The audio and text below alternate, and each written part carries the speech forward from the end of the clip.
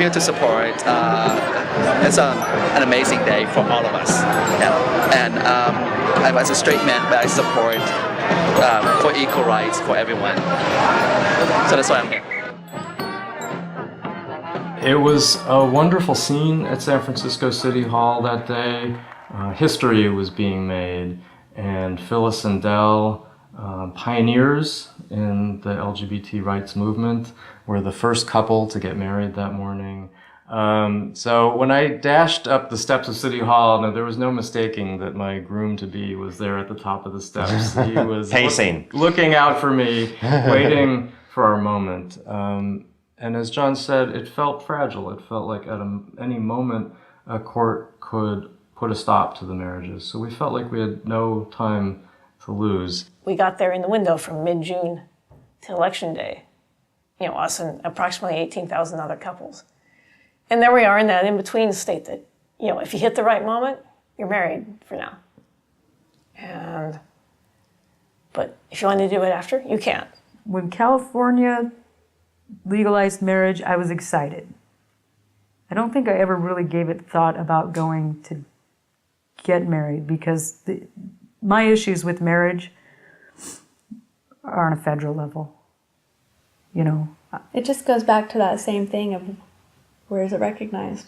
We have a few anniversaries. We have the anniversary of when we first decided that we were actually dating, which is October 6th. Mm-hmm. And we have the anniversary of when we registered as domestic partners, which is in April. We don't really celebrate that one, though. We don't celebrate that one at all. And then we have our wedding anniversary, which is July 19th.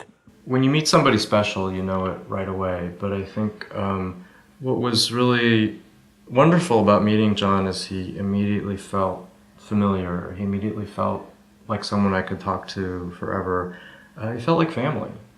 My first impressions of Nikki were I adored her. I thought she was great, and I was really very much being single at the time, and I didn't ever want to date anybody. And she impressed upon me that part of my life was over. Go ahead, Hannah. Oh, jeez, I'm already red. We met through my ex-husband. My initial impression was, she's cute and smart and funny, and like to get to know her better. Yeah. Well, my initial impression was, for one thing, you have to understand at that point the male to female ratio at Caltech was about 7-1.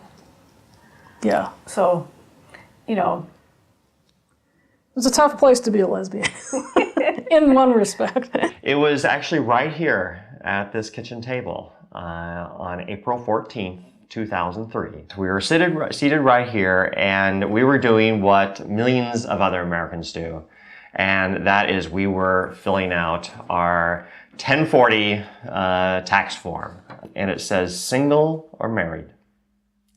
And at that point, we've been together for over 16 years, and it just struck me because I was being asked with my own hand to lie, to declare that I was single when it was farthest from the truth.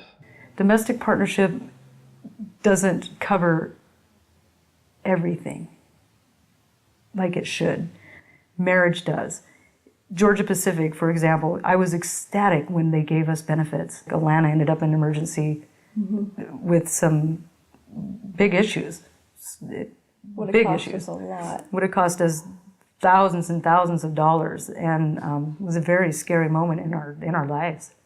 And without that insurance, we probably would have lost our home. What added insult to that injury was then you filled all the numbers, and then you go here to the other side, and you again have to sign under penalty of perjury.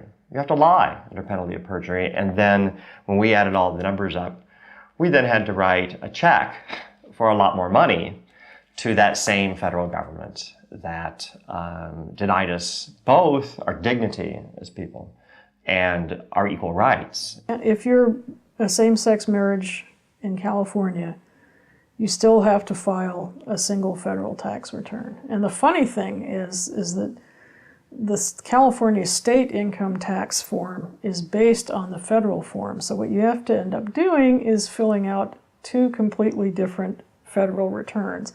One as if you were married and one being single. So it just adds a lovely little wrinkle to tax time. Unfortunately, Georgia Pacific closed its doors in 2007. And so we were losing our medical benefits, although we were extended COBRA benefits. So I signed Alana up for COBRA. Got a phone call. Can't do that. So I wrote this appeal letter, and then I got a letter back, shortly after their meeting, and it said that the federal government does not require that they offer domestic partnership COBRA coverage. Therefore, they're not required to and won't. Back a couple of years before Gavin Newsom first allowed people to get married, and after the Massachusetts ruling that saying that it was unconstitutional to not allow same-sex couples to get married, I remember a couple of years before that I thought, oh, this is never going to happen in my lifetime, and how much grief that brought me, that I'd never be able to just commit to the person I was with and have all the rights and acknowledgement and appreciation that comes with that. Once that's normalized, that if it were normalized, my family would be at my wedding and people would congratulate me and it wouldn't be an issue. I think that same-sex marriage is a human rights issue. I think that straight people try to make it a gay issue because they're threatened by gay people for whatever reason. The word of God is right, that's it. I don't care if you don't like it. My family has not had an attitude change because they don't know that I'm married. I'm not really out to my family except in the sense of they know I've been living with the same woman for 20 odd years, so they probably kind of clued into it a little bit. But it's, one of these very repressed kind of Catholic families where that kind of stuff doesn't get talked about. That's the fear of God. God is good. We are not inherently good. God is holy. We are not inherently holy. I think it doesn't make a difference to either of my parents. My dad has just come around to the fact that I'm gay, so he really doesn't care. I mean, he's glad that I'm happy. My mom is too self-centered to even think about that, so she doesn't even, she is. Well, certainly when I came out to my family, we had a few interesting conversations. Although I'd say, all in all, most members of my family adjusted very quickly. Well, we had a family gathering at my sister-in-law's house, and I had, at the time, 3 small nieces and nephews, and at their house, and Just watching TV. we were just going to go over and watch a movie, and when we got there, my sister-in-law ran up to me before we actually entered the house and said, "You guys don't sit next to each other." And I was like, well, why not? I've been out to the family for a long time. And she's like, well, the kids don't know.